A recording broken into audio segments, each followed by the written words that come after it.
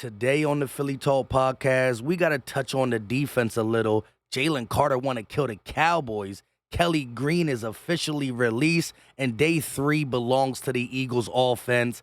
Jalen Hurts looks sharp. Quez Watkins' best day, but the play of training camp belongs to Agent Zero.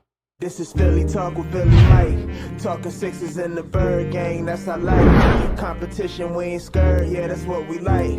Win or lose, you know we showing up and we gon' fight. You see we strive for the sky every day that go by. And every single week we screaming fly, Eagles fly. This is Philly Talk with Philly Mike, yeah. This is Philly Talk with Philly Mike, yeah. What is going on, everybody? I go by Philly Mike, and this is the Philly Talk podcast. And today we got a lot to get into. But before we do that, Eagle Nation, can I ask y'all a favor?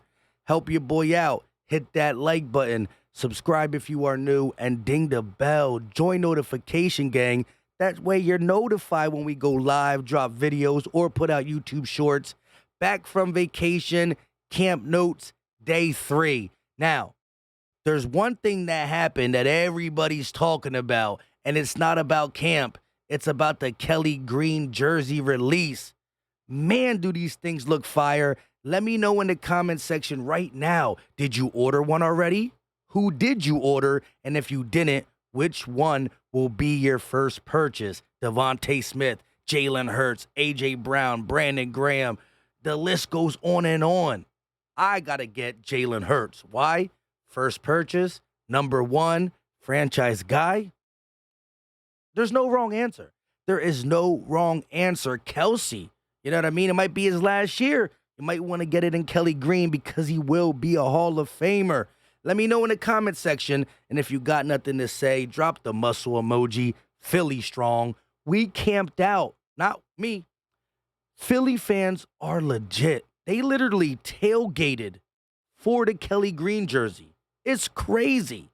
Now, before we get to the offensive masterclass we saw day 3, let's listen to what JC, Jalen Carter, said about Defensive Rookie of the Year and killing the Cowboys. What are you expecting out of this first year? I'm ready to turn up, make a big impact to the season, to every game, and, I'm ready to kill the Cowboys. Hey, everybody got beef on. I might well join the wave, Yeah. You think that this is the year you guys going to step over the hump? Make it? Gotta be the year. I've been saying that this is the year where we got the hardest schedule, but, we ready for that. I want to be Defensive Rookie of the Year. I had a lot of goals, and, it changed every day, but, the main goal is Defensive Rookie of the Year. Stuff like that. Defensive Rookie of the Year is 100% possible for Jalen Carter, who I believe is going to, by week 3, week 4, lead the D-tackle room in snaps. Yes, he'll have more snaps than all the D-tackles. He'll be one of the main guys eating. I wholeheartedly believe that. So I believe he has a really good chance to win Defensive Rookie of the Year. Now let's talk about Jalen Hurts with elite accuracy. We already know he can throw dimes, but he was killing it, dropping them to Quez Watkins. That's the guy you want to hear catch the ball, especially when they label it as outstretched arms, right? Jalen Hurts sees him go deep, drops it only where his wide receiver can get it, and Quez Watkins comes down over a double team. This is things we need to hear because we expect a bounce-back season, right? Olamide Zaccheaus might not even be able to beat Ngata out, right? I might be saying his name wrong. Gate City calls him the next Alshon Jeffrey, or at least has that body type. I've been hearing that he's been doing better than Olamide Zaccheaus. So Quez Watkins might be locked in to wide receiver 3, which really means wide receiver 4 because wide receiver 3 is number 88, Dallas Goedert. Let's be honest. He's a receiver in my book. Now, that ain't the only person making plays in training camp under the Jalen Hurts sharpness day. DeAndre Swift ran a wheel route, and he caught it over the double team. Nicholas Morrow, Justin Evans, clawing up his back. I heard Nicholas Morrow got a pass interference, and Swift, 2 defenders on him. Pass interference, still came down with the ball. This kid has been used every single day at camp as a weapon in the slot, in the backfield, spread out wide. His hands are legit, and he will be used. Rashad Penny, Kenny G, Trey Sermon, Boston Scott, and Swift will run the ball. But when it comes to making highlight plays, mark your calendar down because Swift is going to be a part of the highlight reel for the Philadelphia Eagles. Now, we talk Quez Watkins' best day, Swift a true weapon. The safety position might be a little different than people think. Now, the defense, especially the trenches, has been stepping up all camp, day 1, day 2. But now we're hearing that Kevon Wallace got to start day 3. So we've seen Reed Blankenship, Terrell Edmonds, we've seen Kevon Wallace, we've seen Sidney Brown. Who's going to get that spot? Kevon Wallace starting is interesting to me for the simple fact it's unexpected. Sidney Brown was reported up and down day 3. Made a huge play, breakup, would have been a big hit in the game. And he also got a flag trying to guard Devontae Smith, which honestly, there's veteran safeties out there that will get smoked by Devontae Smith. So I ain't really mad at that. But it's good to see the Eagles are giving a lot of different people opportunities, right? Justin Evans guarding Swift downfield. So whether it's first team, second team, third team, opportunities are being had at the safety position, just like they're being had at the linebacker position. Nakobe Dean is locked in to be the guy. And we've heard from Sean Desai, James Bradbury, and other Eagle defensive players, including Nolan Smith, that Nakobe Dean is doing a great job with communication. The dude is sharp and smart. Now, he hasn't really stood out like he got an interception or, he did this crazy play, but he's not making no mistakes. He's commanded the defense, communicating audibles, and he's running it firm. What's the report on? He's not getting caught on. You can't really run. Again, the pads ain't on. And I see people on Twitter criticizing Nick Sirianni and the Eagles for having too much of a soft practice. Well, let me say this. We just came off a Super Bowl appearance where we were one of the least injured teams. Hassan Reddick is the only one really not practicing. He showed up day 3, did some individual work.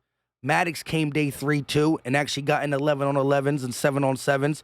Really didn't notice the miss of Avonte Maddox because we are so deep at the corner position. Keely Ringo, is he a safety or a corner? Greedy Williams. Mekhi Garner looks good. Josh Jobe, Eli Ricks.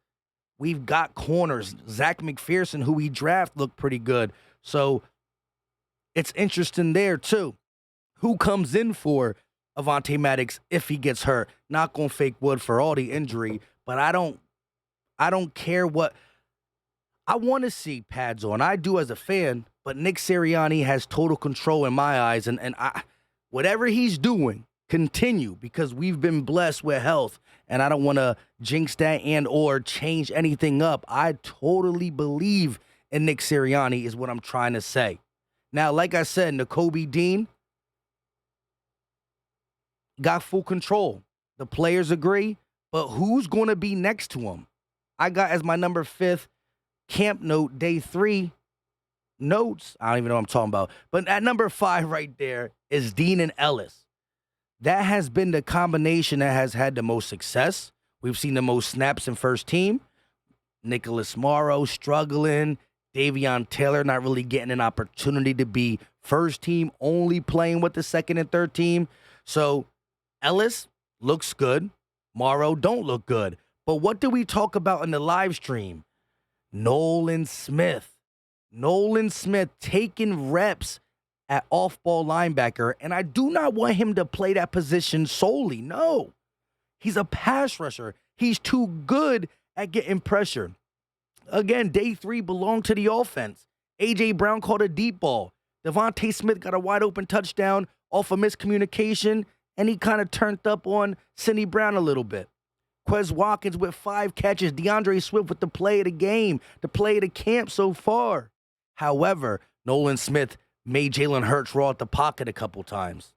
Jalen Carter still beating double teams. Pads not on, I understand, but they continue to flash. But if you're telling me he's playing off ball and covering Dallas Goedert a little bit and Boston Scott out of the backfield, and he's doing it at a high level, well, guess what? When you have Josh Sweat and Hassan Reddick on the field, would you rather Nolan Smith be on the sideline, your first-round pick on the bench, or would you rather him drop back on off-ball linebacker when he's not asked to pass rush? See what I'm saying? Two bird, one stone. You keep your talented playmaker on the field, who he has an interception in college. He's tracked down running backs in college. He's done that in college. Not a lot, but he's done it. And it looks like he has the talent to do it. So I'm looking at the Eagles to use the safeties group to help the linebackers out with some hybrid flow as it pertains to Terrell Edmonds can come in the box and help that out. Same with your pass rusher. Instead of hitting the sideline to go to the bench, drops back and plays alongside of the linebackers because he got the 4.3 speed and the ball skills to do it. Let me know your thoughts in the comment section, Eagle Nation. Again, late video. I'm all burnt up. Vacation was nice. Short-lived. But I am tired. Vacation and kids. And then family members that you haven't seen in a minute. Oof, it gets crazy, especially on the 2 hottest days. And it was hot in Virginia. Let me know your thoughts in the comment section, Eagle Nation. I go by Philly Mike. Help your boy out and hit that like button. It's free. It's easy. It don't cost a thing. Let me know about the Kelly Green too. Subscribe, ding the bell. Until next time, you know what time it is. We out.